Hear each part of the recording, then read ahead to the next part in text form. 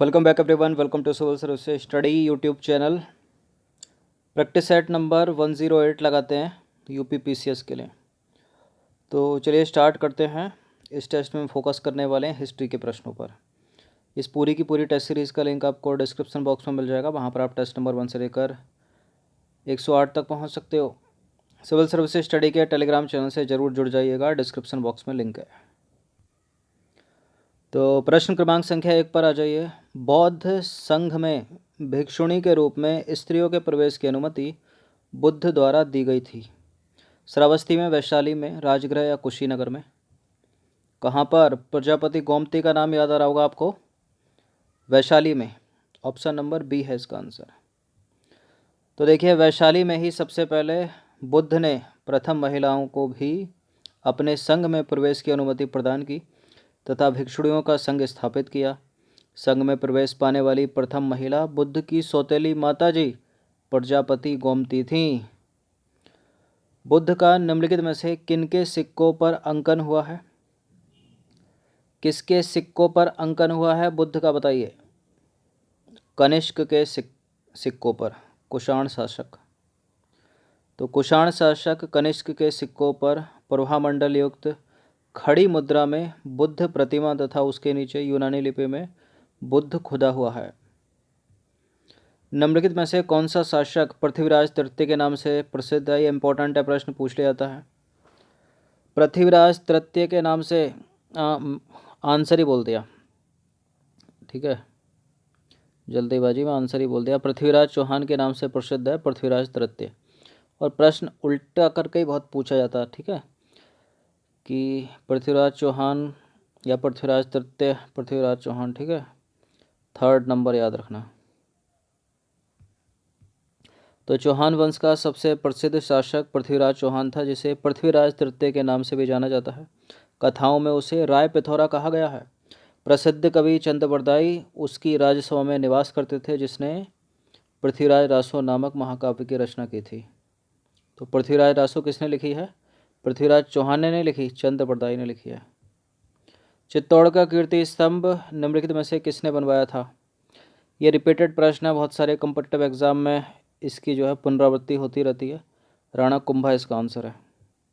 तो मालवा के विरुद्ध सैनिक सफलता प्राप्त करने के उपलक्ष्य में राणा कुंभा ने चित्तौड़ में कीर्ति स्तंभ का निर्माण किया था। निम्नलिखित में से कौन सा एक युग्म सही सुमेलित है? केवल एक ही सही सुमेलित है, यानी 4 है यहाँ पर, तो 3 गलत हैं, एक ही करेक्ट होगा और इसी को ढूंढना है। शेख सलीम चिश्ती का मकबरा, एतमाउद्दौला का मकबरा, औरंगजेब का मकबरा, अब्दुल रहीम खाने खाना का मकबरा। शेख सलीम चिश्ती का मकबरा है कहाँ पर? फतेहपुर सीकरी में। एतमाउद्दौला का मकबरा कहाँ पर है? उत्तर प्रदेश के आगरा में। औरंगजेब का मकबरा है खुलदाबाद और अब्दुल रहीम खाने खाना का मकबरा है दिल्ली में। तो केवल डी ही करेक्ट है यहाँ पे। तो देखिए, एतमाउद्दौला का मकबरा कहाँ पर है? आगरा में। शेख सलीम चिश्ती का मकबरा फतेहपुर सीकरी में। औरंगजेब का मकबरा खुलदाबाद औरंगाबाद में। और अब्दुल रहीम खाने खाना का मकबरा जो सुमेल था, दिल्ली में। कोपेनहेगन संग्रहालय की सामग्री में पाषाण, कांस्य और लोह युग का विभाजन निम्नलिखित में से किसने किया था?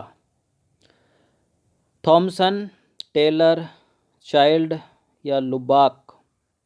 किसने किया था? ऑप्शन नंबर ए, थॉमसन ने। तो राष्ट्रीय संग्रहालय कोपेनहेगन डेनमार्क के प्रथम संग्रहालय अध्यक्ष थे CJ थॉमसन। उन्होंने ही 1836 में 3 युगों के मध्य में विचार प्रस्तावित किया तथा संग्रहालय में संग्रहित वस्तुओं को तकनीकी आधार पर 3 अवस्था में वर्गीकृत कर दिया: पाषाण युगीन, पाषाण युगीन, कांस्य युगीन और लौह युगीन। प्रथम गुप्त शासक जिसने परम भागवत की उपाधि धारण की थी, कौन था?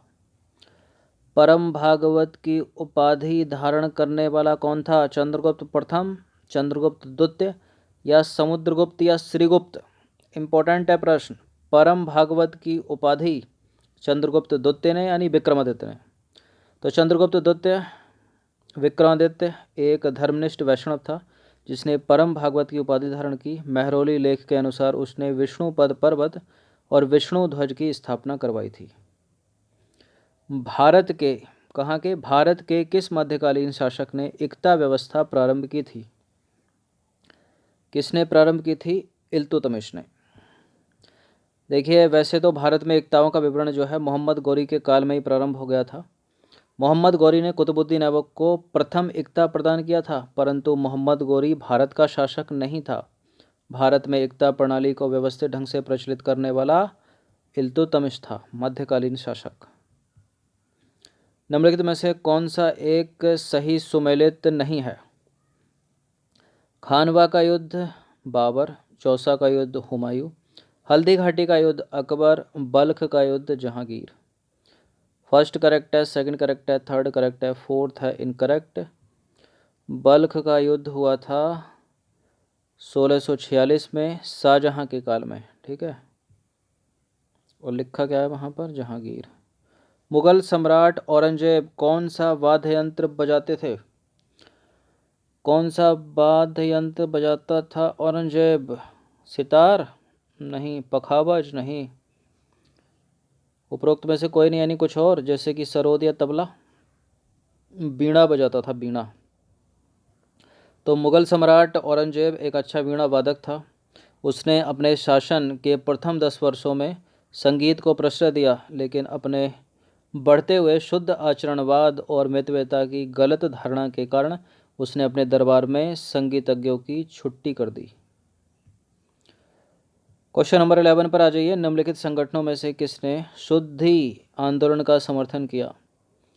शुद्धि आंदोलन का समर्थन किया है आर्य समाज। स्वामी दयानंद सरस्वती का नाम याद आ गया। तो दयानंद सरस्वती ने भारत में ईसाई मिशनरियों के विरुद्ध अपना शुद्धि आंदोलन चलाया, जिससे हिंदू धर्म को छोड़कर ईसाई बने लोगों को पुनः हिंदू धर्म में वापस लाया जा सके। महात्मा गांधी धर्सना नमक गोदाम पर कांग्रेस कार्यकर्ताओं के धावे के समय कहाँ थे? कहाँ थे? जेल में थे। कौन सी जेल में? यराबदा जेल में। तो देखिए, सविनय अवज्ञा आंदोलन के दौरान धर्सना नमक गोदाम पर कांग्रेस कार्यकर्ताओं के धावे से पूर्व महात्मा गांधी को गिरफ्तार करके यराबदा जेल भेज दिया गया। तब उनके स्थान पर अब्बास तैयब जी नेता हुए, उनको भी गिरफ्तार कर लिया गया और आंदोलन का नेतृत्व संभालने वाली आ गई सरोजनी नायडू। ठीक है। धर्सना नमक सत्याग्रह के समय पत्रकार, अमेरिकी पत्रकार कौन था? Webb Miller. तो कई प्रश्न पूछे जाते हैं, ठीक है, कि जब गांधी जी को यराबदा जेल में डाल दिया गया था उस समय, तो नेतृत्व किसने किया? अब्बास तैयब जी ने किया। अब्बास तैयब जी भी जेल चले गए, तब किसने किया? सरोजिनी नायडू ने किया। एक अमेरिकी पत्रकार था, उसका नाम बता दीजिए। Babe Miller. क्वेश्चन नंबर 13 पर आ जाइए। निम्नलिखित में से किस एक आंदोलन के साथ अरुणा आसफ अली का नाम जुड़ा है? इनमें बताइए। खिलाफत, असहयोग, सविनय अवज्ञा या भारत छोड़ो 1942 के साथ जुड़ा है। तो अरुणा आसफ अली, एक नाम है ऊषा मेहता, एक नाम है जयप्रकाश नारायण आदि नेताओं ने कांग्रेस के सभी बड़े नेताओं की गिरफ्तारी के बाद छिपकर, एक तरह से भूमिगत रहकर, अंडरग्राउंड रहकर 1942 में भारत छोड़ो आंदोलन का नेतृत्व कर रहे थे लोग। नंबर 14 है, इनमें से कौन होम रूल आंदोलन से संबंधित नहीं था? कौन नहीं जुड़ा था? होम रूल आंदोलन, इसको हिंदी में लिख देते हैं गृह शासन अधिनियम या गृह शासन आंदोलन। ठीक है, बच्चे कंफ्यूज हो जाते हैं। तो होम रूल या उसका मतलब एनी बेसेंट और तिलक तो है ही है। एस सुब्रमण्यम का भी इससे संबंध है, CR दास का नहीं है।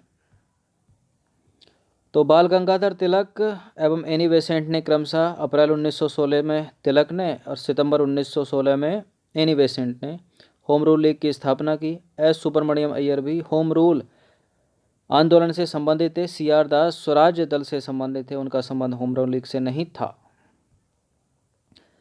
क्वेश्चन नंबर 15 अंतिम प्रश्न है। भारतीय स्वाधीनता आंदोलन का सरकारी इतिहासकार निम्नलिखित में से कौन था? कौन है भारतीय स्वाधीनता आंदोलन का सरकारी इतिहासकार? SN सेन। कौन है? SN सेन। तो 1857 यानी 1857 के भारतीय स्वतंत्रता आंदोलन के सरकारी इतिहासकार थे SN सेन, यानी सुरेंद्र नाथ सेन। ठीक है, BD सावरकर या RC मजूमदार लाकर गलत मत कर दीजिएगा। तो ये मॉडर्न हिस्ट्री कुछ एक दो प्रश्न इसमें एंशिएंट एंड मेडिवल का भी था, यानी कि प्रैक्टिस एक बार तो कर लीजिएगा। धन्यवाद।